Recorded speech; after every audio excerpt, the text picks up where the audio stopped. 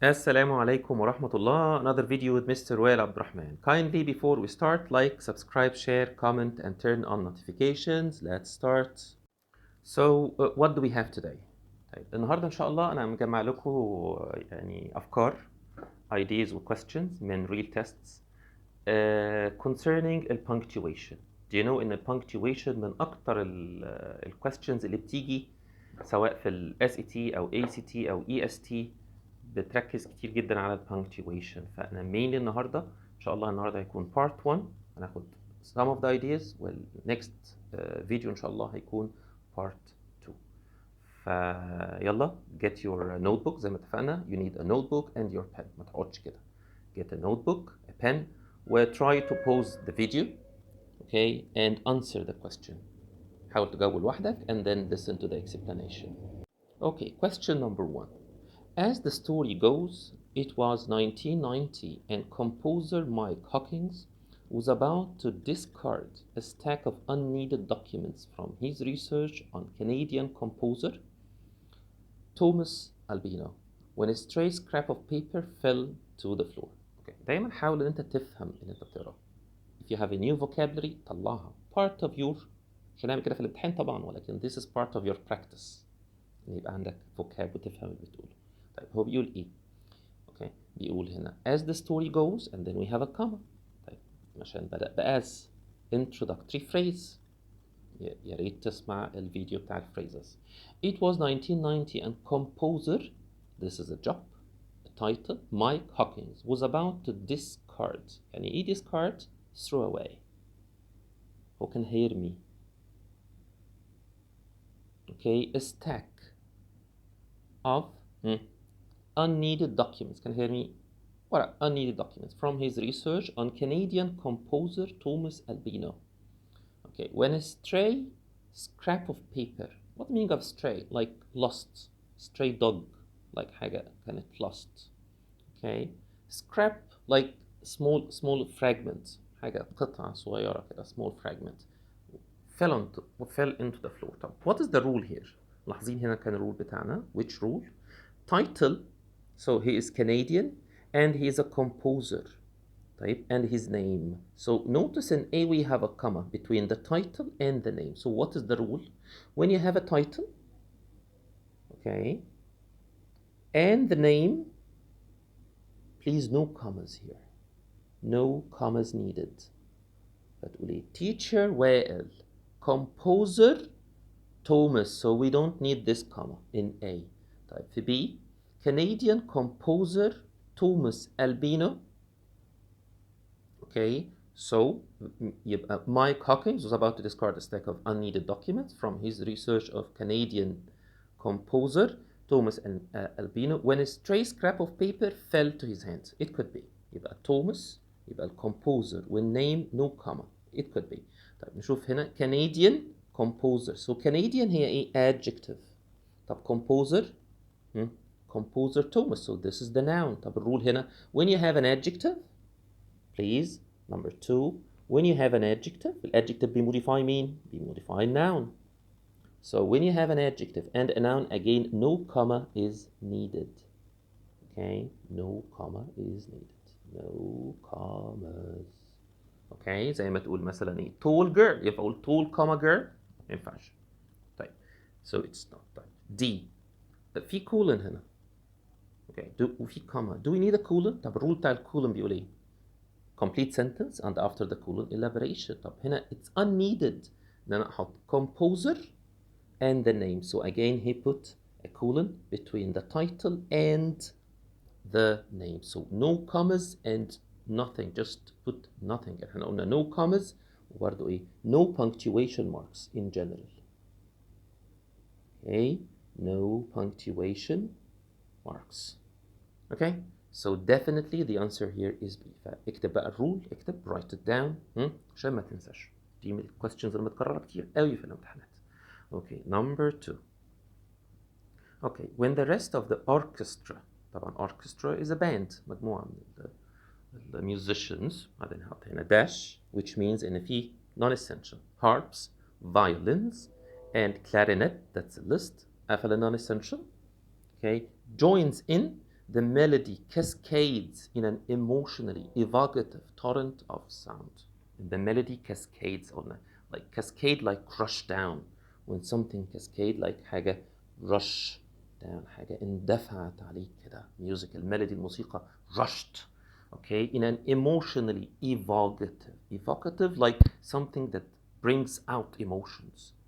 يعني الموسيقى جت وطلعت المشاعر. Okay, to a torrent like large number, huge amount of sound.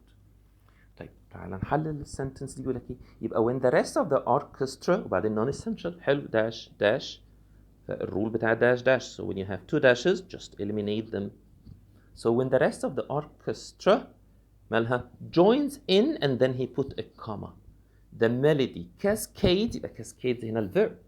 Melody is the subject. ده independent clause. راجع بليز معايا dependent clauses والindependent clauses. حاول تاخد الموضوع كده وتفهمه بأصوله يعني. So when the rest of the orchestra joins in يبقى بدأ when. So this is the subordinating conjunction. بيعمل dependent clause. ايه dependent يا فندم؟ يعني جملة ناقصة، جملة مش كاملة، مش مفهومة لوحدها. So when the rest of the orchestra لما انضمت الأوركسترا ينفع أعمل stop؟ ينفع أقف؟ ما ينفعش. لسه السنتنس ما خلصتش كده. اسمها dependence. بتعتمد على السنتنس اللي وراها او على الايديا اللي وراها. ايه اللي حصل لما انضمت الاوركسترا؟ دخل بقى الهارب والفايلين بداوا يشتغلوا. ايه اللي حصل؟ the melody cascade. الصوت بدا يطلع. the melody cascades ايه in an emotionally evocative torrent of sound. طلع المشاعر كلها. so let's choose كده. احنا عندنا ايه؟ طبعا A definitely. It's so good. طيب بعد clarinet حط السيمي كولون. we can't have a semicolon. this is a non-essential. الرول بتاع السيمي كولون ايه؟ two complete ideas. طيب comma no. ليه؟ كان الرول بيقول ايه؟ a non-essential we should set off the non-essential with a non-essential we should set off the non-essential with two similar punctuation marks. two similar punctuation marks. طب انت البنكتويشن مارك اللي انت اخترته هنا ايه؟ that's a dash. So you should end with a dash. طب لو كان بدأ بكما كنت اخترت C بكما. So it's not B, it's not C, and definitely D. He didn't end the non-essential, so it's not D. فسهلة قوي. It's A. افتكر الرول. two similar punctuation marks for non-essential. Okay. Next one. 3. With decades of labeled recording perpetuating. كلمة perpetuating like continuing. حاجة مستمرة. Okay. يبقى بيقول ايه؟ with decades of labeled recording perpetuating the error. وده نحط سيمي كولن. يعني ايه؟ يعني في decades اللي هو 10 years طبعا. decade اللي هو 10 years. طب decades عشرات السنوات من الخطأ المستمر ده. في ليبل مكتوب خطأ لديكيدز. ايه اللي حصل؟ however the legend of Mark's great discovery lives on. فين الفيرب والسبجكت؟ the legend lives on. عشان تفهم the legend الأسطورة استمرت. Okay. of this is a prepositional phrase. طيب sentence دي صح كده. يعني semicolon. افتكر الرول بتاع semicolon. when you have a semicolon you must have a complete sentence. Okay. complete. Okay. sentence. طب والناحية التانية complete sentence.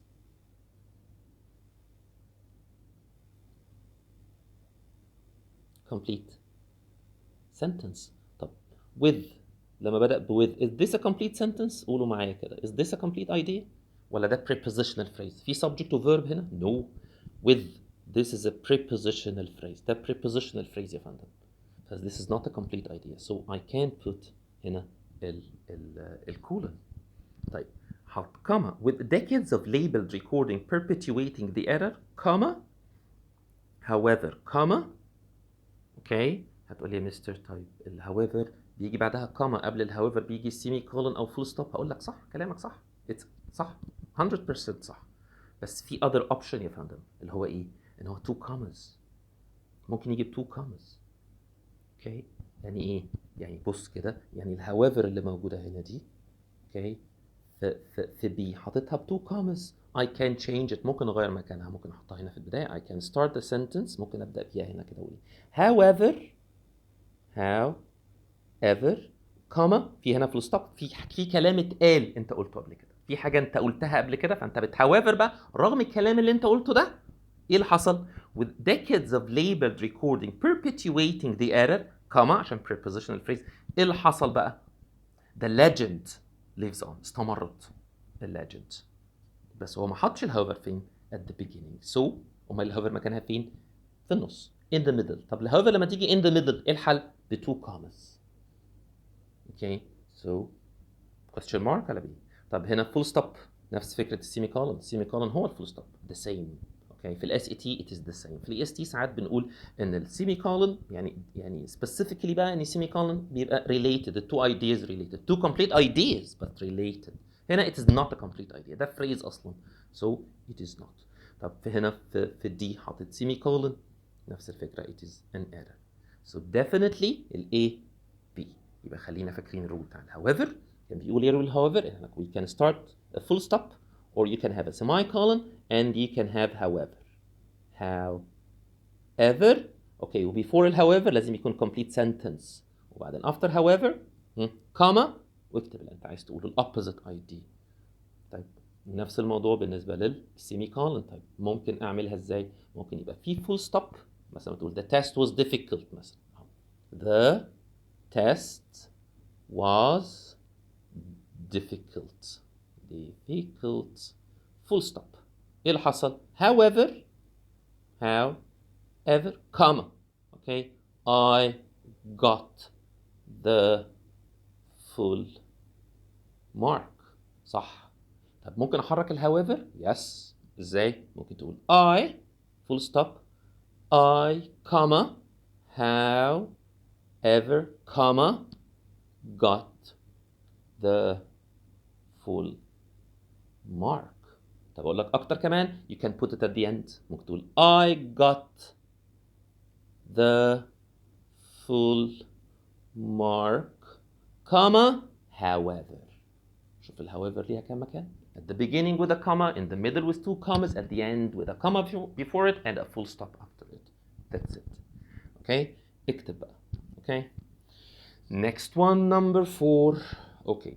Over the next 4 years, Obama would serve in Tunisia, Syria, and Iraq before spending 3 years at the State Department. طب ملاحظين هنا ايه؟ listing. Obama, subject, would serve, this is the verb. Okay, in Tunisia, comma, Syria, comma, listing بنعمل فيه ايه؟ X, comma, Y, comma, and, or, Z. لازم comma before the and or before the or. طيب which is good. A is good. طب Obama would serve in Tunisia, comma, Syria, comma, and Iraq. Good. بعدين حط هنا comma. This was before. ايه رأيكم؟ This was before. This is a complete idea. This is the subject. Was is the verb. حطيت لي comma. So this is a run-on sentence. أفكرك بالrun-on sentence. When you have two complete ideas connected يبقى غلط. يعني ايه؟ بكما او مش حاطط حاجه، مش حاطط اي حاجه خالص، ما ينفعش. We must have a full stop, semicolon or comma fanboys. صح كده؟ تمام. So it is not B. طيب C.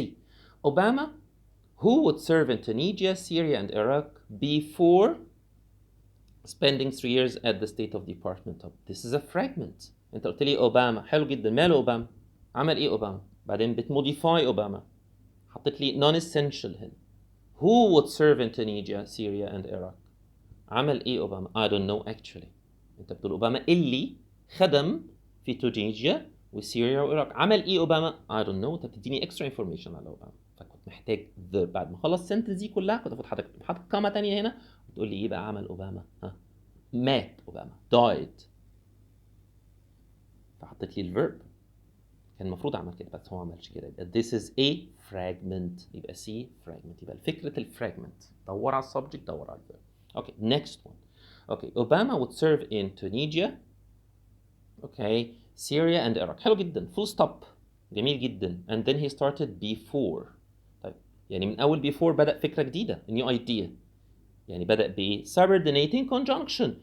في sentence فكرة جديدة بتبتدي. Before spending 3 years at the State Department. هي دي كده sentence. Is this a full idea? لا طبعا. That's not a full idea.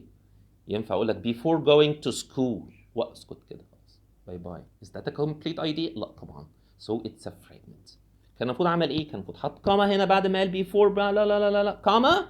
حصل ايه بقى؟ before spending قبل ما يجي 3 سنين في الستيت ديبارتمنت حصل له ايه؟ مثلا اي حاجه. he married نشال. بس هو ما عملش كده. يبقى again this part is a fragment. So it's not D. Okay? So the answer for number 4 is A. Okay, the next one. Okay, طبعا كل دي افكار، يعني حاولت انا اجمع لك افكار كتير جدا كتير كتير كتير اللي هي الكومن ideas اللي بتيجي فيها. ركز معايا ورايت. طيب his next postings, you know the word postings like appointment or like when you are appointed or appointment to a post، يعني انت شغلته اللي جايه التعيين بتاعه. his next postings took him back to the US semicolon first to Washington DC as an advisor to the Undersecretary for Political Affairs Andy Herman. اشتغل هناك first اولا اشتغل كادفايزر عند مين؟ Andy Herman on issues. اشتغل على issues related to Iraq and the Middle East. اوكي بعدين بيعمل هنا comma and then home to New York comma where he was appointed as a diplomat. طب سيمي كولن. نرجع تاني للسيمي كولن sentence الطويلة قوي دي من أول first كل ده. Okay, is this a complete idea؟ فكر كده. طب لو complete idea where is the subject and where is the verb؟ مش هتلاقي. مش موجود. Again, this is a fragment, so it's not A. طب حاطط colon. طب أفكرك بالrule of the colon. Okay, colon before the colon you have a complete idea. complete sentence. طب after the colon أنا بقول elaboration. يا مستر إيه elaboration؟ اتكلم وضح بسط. Okay. explanation. you are explaining. أنت بتشرح حاجة. Okay. or بتلست حاجة ببساطة شديدة جدا. Okay. I teach the cleverest student. Okay. on earth. colon قول اسمه. مين اسمه؟ بلا بلا بلا. colon ده ساحر يعني. So it's not A. طيب colon بيقول ايه؟ his next posting took her back أو his next posting took her back to يعني التعيين بتاعه وصله رجعه US. طب عمل ايه في اليو اس؟ بتelaborate. انت بتشرح بالcolon.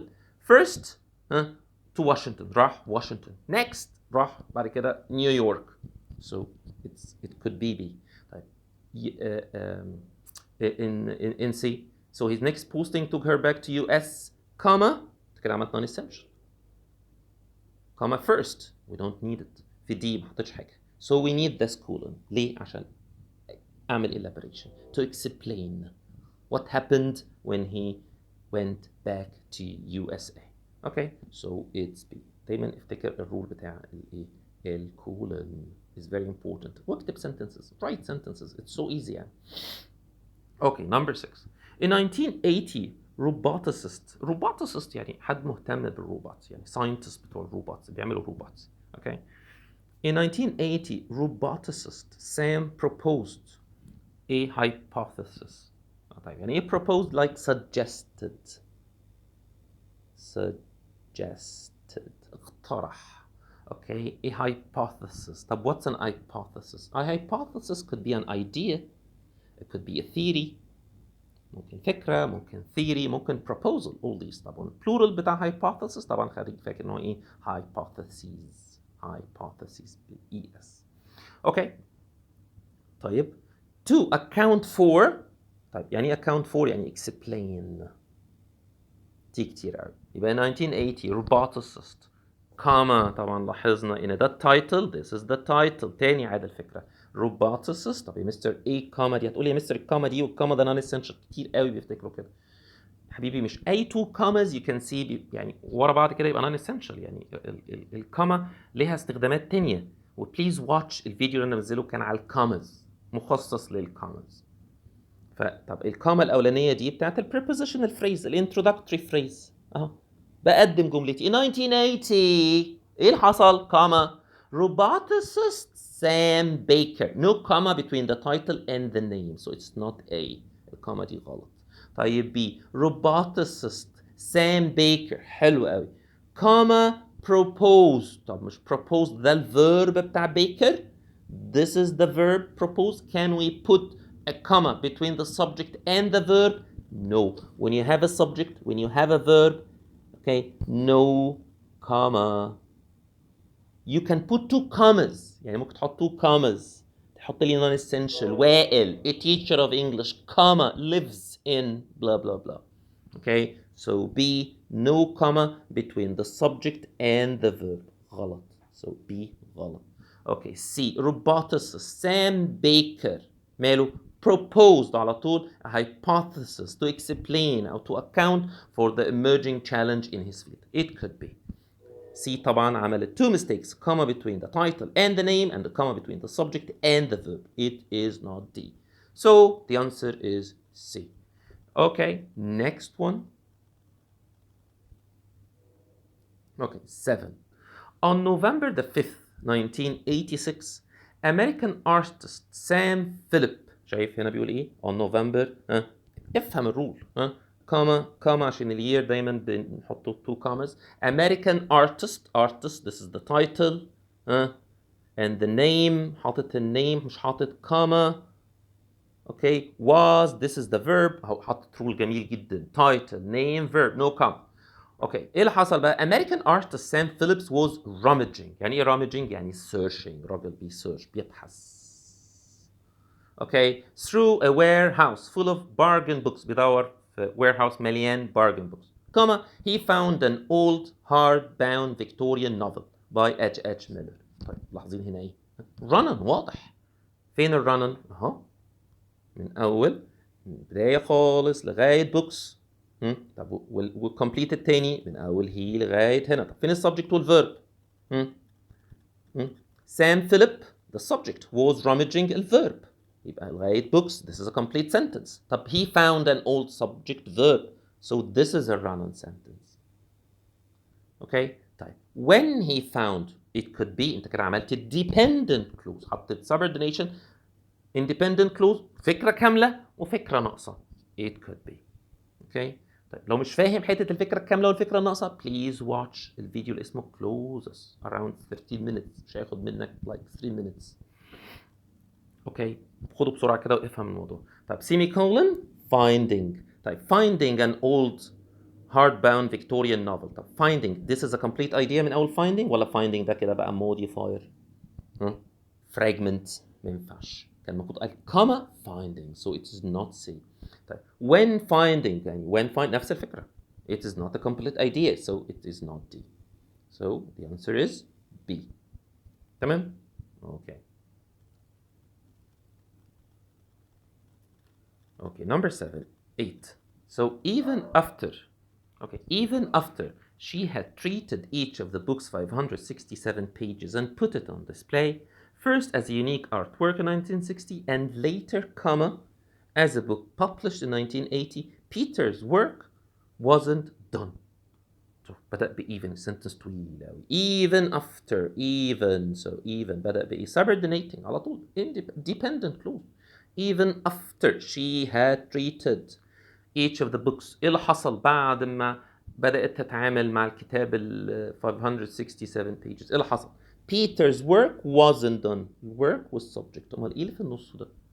يقول لك إيه؟ اقرا كده. First بيعمل non-essential. First as a unique artwork and later comma as. طب إيه comma دي؟ مش محتاجين comma. هو first as كذا and later as كذا. So it is not A. طيب and later as من غير comma. We don't need this comma. طيب and later as a book. بعدين حط dash. That is not a non-essential. طب published ده ايه؟ ده modifier. بيموديفاي مين؟ البوك. عايز اقول لك البوك اللي published. مستر يعني مش ده verb يا مستر published؟ هقول لك no it is not a verb يا فندم. It is a modifier. طب انا مش عارف يا مستر افرق ما بين الverb والmodifier. Please watch the video اللي هو اسمه verb modifier trick. Please. البيسكس مهمة قوي. حتى لو كنت في جريد 12. حتى لو كنت في جريد 13. البيسكس مهمة. بيسكس مهمة جدا. اوكي published. البوك اللي published مش البوك بيpublish حاجة. لا. خلاص؟ تمام. So it is not C. طيب في دي حط and comma قبل الend مش بعد الend. Okay, so definitely the answer is B. As BAM's study shows, these effects are widespread in Germany. Okay, comma. Of the 242 stream and river monitoring sites examined in the study, 66% showed trends of increased pH. طب ايه رأيك؟ رنن ازاي يا مستر؟ اهو بص يا فندم اهو من اول as BAM study shows dependent clause بكامة. These effects are widespread in Germany. These effects subject are verb. subject to verb يعني ايه؟ زي ما بينت الاستادي بتاعت بام بتقول ايه؟ the effects الاثار دي منتشره في جيرماني. طب السنتنس اللي ورا بدات prepositional phrase عادي جدا تقول ايه؟ of the 242 stream and river monitoring sites examined in the study of يعني من ضمن هم كانوا عملوا study على 242 stream and rivers انهار. اوكي 242 نهر. اوكي monitoring sites كانوا monitor كانوا observe. ايه اللي حصل؟ 66% showed trends of increased pH. طيب يبقى 66% the subject showed the verb. يبقى هنا حاطط comma. It's a run-on sentence. It is not a. اوكي ودي برضه run-on. Nothing هنا محطوط. تقول لي مستر semicolon. Yes semicolon أو colon. Which one is correct؟ هو الراجل الله يكرمه حاطط لنا بعد of comma. يعني ايه؟ we don't put a comma after a preposition. مفيش comma بعد of. مفيش comma بعد a preposition. على طول of the 242 sites. of من ضمن of من ضمن ال 242 sites 66% من ال 242 مالهم اثبتوا ان فيهم trends في increased pH. فانا محتاج الكولن هنا بيشرح explain. Okay, thank you. Okay, number 10. Sorry, number 10. Due to ecological and biological cost of high salt concentration and high pH in freshwater system, full stop, scientists must consider both when assessing the freshwater ecosystems overall health. طيب بدأ بإيه؟ Due to, because of, علشان, because of, subordinating conjunction. Please اقراهم ما تحفظهمش بص عليهم. اوكي ايه ده بيعمل ايه؟ بيعمل dependent clause. طب يا مستر كلام كبير. اوكي هقول لك حط كام بس we need a come. حط لي كاما at the end. لقيت due to تنتهي بكاما. ليه؟ it's a fragment incomplete ID. فهنا في full stop وفي semicolon. في رول بيقول ان full stop في الاس اي تي بالذات هو يعني انت لقيت semicolon full stop على طول eliminated. في الاي اس تي اقف شويه واهدى شوف are they related حط semicolon not related حط full stop بس كده. اوكي طيب هنا حط comma and ما ينفعش لان comma and لازم two complete sentences. عشان احط comma and لازم يبقى complete sentence اللي هي comma fan boys او be list x y comma and z. اوكي طيب في دي يبقى due to حاطط الكوما اللي انا محتاجها وبعدين السبجكت scientists must consider the verb. So it's D. اوكي طيب احنا يعني that will be all. يعني احنا هنقسم الدرس زي ما قلت على two parts. This is part 1. دي اغلب الافكار في part 1. يا رب يكون يعني you find this beneficial. طبعا لو الفيديو ده you find it beneficial مش عايز افكرك ان انت يعني subscribe share and comment ويعني like. Thank you so much. Have a nice day. السلام عليكم.